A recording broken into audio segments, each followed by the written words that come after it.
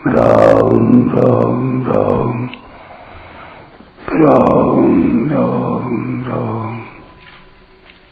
राम राम राम नारायण नारायण। संबंध भगवान के जन्म कर्म की दिव्यता को जानने वाले कैसे होते हैं, इसका वर्णन आगे के 10वें श्लोक में करते हैं। वीतराग भय क्रोधा मन्मया मामुपाश्रिता बहवो ज्ञान तपसा पूता मद्भाव मागता। राग भय और क्रोध से सर्वथा रहित, मेरे में ही तल्लीन, मेरे ही आश्रित तथा ज्ञान रूप तप से पवित्र हुए बहुत से भक्त मेरे भाव को, स्वरूप को प्राप्त हो चुके हैं। व्याख्या। वीत राग भय क्रोधा, परमात्मा से विमुख होने पर नाशवान पदार्थों में राग हो जाता है। राग से फिर प्राप्त में ममता और अप्राप्त की कामना उत्पन्न होती है। राग वाले प्रिय पदार्थों की प्राप्ति होने पर तो लोभ होता है, पर उनकी प्राप्ति में बाधा पहुंचने पर, बाधा पहुंचाने वाले पर क्रोध होता है। यदि बाधा पहुंचाने वाला व्यक्ति अपने से अधिक बलवान हो और उस पर अपना वश न चल सकता हो तथा समय पर वह हमारा अनिष्ट कर देगा, ऐसी संभावना हो तो भय होता है। इस प्रकार नाशवान पदार्थों के राग से ही भय, क्रोध, लोभ, ममता, कामना आदि सभी दोषों की उत्पत्ति होती है। राग के मिटने पर ये सभी दोष मिट जाते हैं। पदार्थों को अपना और अपने लिए न मानकर दूसरों का और दूसरों के लिए मानकर उनकी सेवा करने से राग मिटता है। कारण कि वास्तव में पदार्थ और क्रिया से हमारा संबंध है ही नहीं। अपना कोई प्रयोजन न रहने पर भी भगवान केवल हमारे कल्याण के लिए ही अवतार लेते हैं। कारण कि वे प्राणी मात्र के परम सुहृद हैं और उनकी संपूर्ण क्रियाएं मात्र जीवों के कल्याण के लिए ही होती हैं। इस प्रकार भगवान की परम सुहृदता पर दृढ़ विश्वास होने से भगवान में आकर्षण हो जाता है। भगवान में आकर्षण होने से संसार का आकर्षण राग स्वतः मिट जाता है। जैसे बचपन में बालकों का कंकड़ पत्थरों में आकर्षण होता है और उनसे वे खेलते हैं। खेल में वे कंकड़ पत्थरों के लिए लड़ पड़ते हैं। एक कहता है कि यह मेरा है और दूसरा कहता है कि यह मेरा है। इस प्रकार गली में पड़े कंकड़ पत्थरों में ही उन्हें महत्ता दिखती है। परंतु जब वे बड़े हो जाते हैं तब कंकड़ पत्थरों में उनका आकर्षण मिट जाता है और रुपयों में आकर्षण हो जाता है। रुपयों में आकर्षण होने पर उन्हें कंकड़ पत्थरों में अथवा खिलौनों में कोई महत्ता नहीं दिखती। ऐसे ही जब मनुष्य की परमात्मा में लगन लग जाती है तब उसके लिए संसार के रुपये और सब पदार्थ आकर्षक न रहकर फीके पड़ जाते हैं। उसका संसार में आकर्षण या राग मिट जाता है। राग मिटते ही भय और क्रोध दोनों मिट जाते हैं, क्योंकि ये दोनों राग के ही आश्रित रहते हैं। मनमया, भगवान के जन्म और कर्म की दिव्यता को तत्व से जानने से मनुष्यों की भगवान में प्रियता हो जाती है। प्रियता होने से वे भगवान के ही शरण हो जाते हैं और शरण होने से वे स्वयं मनमया अर्थात भगवानमय हो जाते हैं।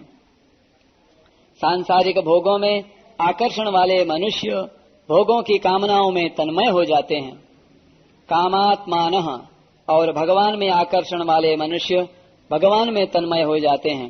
तन्मया, वे हर समय भगवान में ही तल्लीन रहते हैं। उनके विचारों, आचरणों आदि में भगवान की ही मुख्यता रहती है। प्रेम की अधिकता के कारण वे भगवत स्वरूप बन जाते हैं, मानो उनकी अपनी कोई अलग सत्ता ही न हो।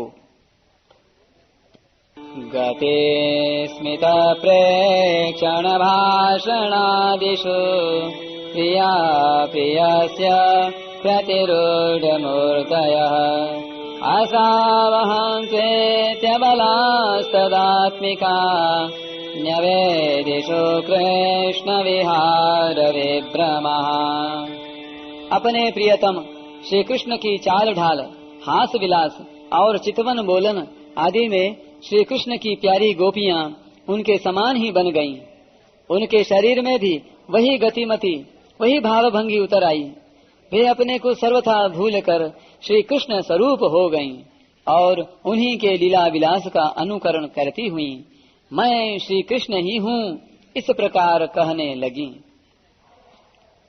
मामुपाश्रितः वीत राग भय क्रोधः में संसार से स्वयं का संबंध विच्छेद है और मनमयः माम उपाश्रितः में भगवान की तल्लीनता है। किसी न किसी का आश्रय लिए बिना मनुष्य रह ही नहीं सकता। भगवान का अंश जीव भगवान से विमुख होकर दूसरे का आश्रय लेता है तो वह आश्रय टिकता नहीं, प्रत्युत मिटता जाता है। धन आदि नाशवान पदार्थों का आश्रय पतन करने वाला होता है। इतना ही नहीं, शुभ कर्मों को करने में बुद्धि का, भगवत प्राप्ति के साधनों का तथा भोग और संग्रह के त्याग का आश्रय लेने पर भी भगवत प्राप्ति में देरी लगती है। जब तक मनुष्य स्वयं स्वरूप से भगवान के आश्रित नहीं हो जाता तब तक उसकी पराधीनता मिटती नहीं और वह दुख पाता ही रहता है।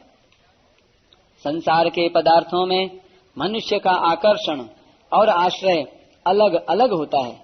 जैसे मनुष्य का आकर्षण तो स्त्री पुत्र आदि में होता है और आश्रय बड़ों का होता है, परंतु भगवान में लगे हुए मनुष्य का भगवान में ही आकर्षण होता है और भगवान का ही आश्रय होता है, क्योंकि प्रिय से प्रिय भी भगवान है और बड़े से बड़े भी भगवान हैं। बहवो ज्ञान तपसा पूता मद भावमागतः।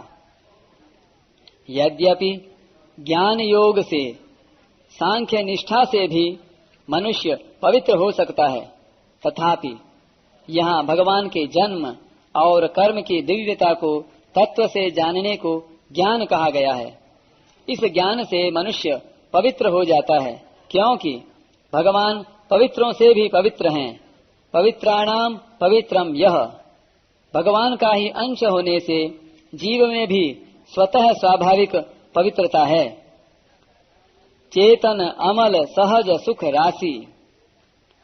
नाशवान पदार्थों को महत्व देने से, उनको अपना मानने से ही यह अपवित्र होता है, क्योंकि नाशवान पदार्थों की ममता ही मल है, अपवित्रता है। ममता मल जरि जाई। योग वासिष्ठ में आया है, ममता मेध्य दूषितः। भगवान के जन्म कर्म के तत्व को जानने से जब नाशवान पदार्थों का आकर्षण, उनकी ममता सर्वथा मिट जाती है, तब सब मलिनता नष्ट हो जाती है और मनुष्य परम पवित्र हो जाता है। कर्मयोग का प्रसंग होने से उपर्युक्त पदों में आए ज्ञान शब्द का अर्थ कर्मयोग का ज्ञान भी माना जा सकता है।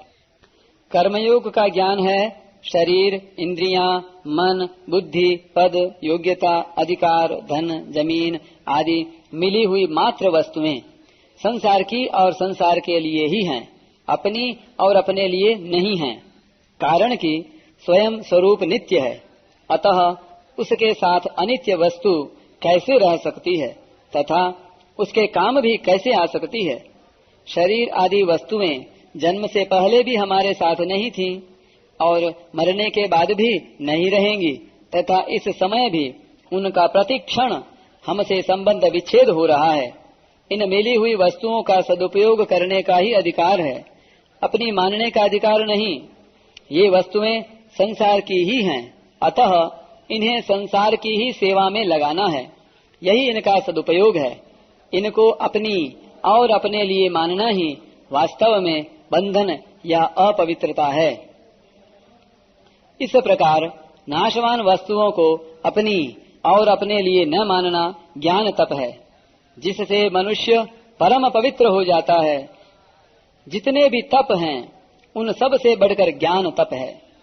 इस ज्ञान तप से जड़ के साथ माने हुए संबंध का सर्वथा विच्छेद हो जाता है। जब तक मनुष्य जड़ के साथ अपना संबंध मानता रहता है, तब तक दूसरी तपस्या से उसकी उतनी पवित्रता नहीं होती जितनी पवित्रता ज्ञान तप से जड़ का संबंध विच्छेद करने से होती है। इस ज्ञान तप से पवित्र होकर मनुष्य भगवान के भाव को, सत्ता को अर्थात सच्चिदानंद घन परमात्म तत्व को प्राप्त हो जाता है। तात्पर्य यह है कि जैसे भगवान नित्य निरंतर रहते हैं, ऐसे वह भी उनमें नित्य निरंतर रहता है। जैसे भगवान निर्लिप्त निर्विकार रहते हैं, ऐसे वह भी निर्लिप्त निर्विकार रहता है। जैसे भगवान के लिए कुछ भी करना शेष नहीं है, ऐसे ही उसके लिए भी कुछ करना शेष नहीं रहता। ज्ञान मार्ग से भी मनुष्य इसी प्रकार भगवान के भाव को प्राप्त हो जाता है। पहले भी बहुत से भक्त ज्ञान तप से पवित्र होकर भगवान को प्राप्त हो चुके हैं। अतः साधकों को वर्तमान में ही ज्ञान तप से पवित्र होकर भगवान को प्राप्त कर लेना चाहिए। भगवान को प्राप्त करने में सभी स्वतंत्र हैं, कोई परतंत्र नहीं है, कारण कि मानव शरीर भगवत प्राप्ति के लिए ही मिला है।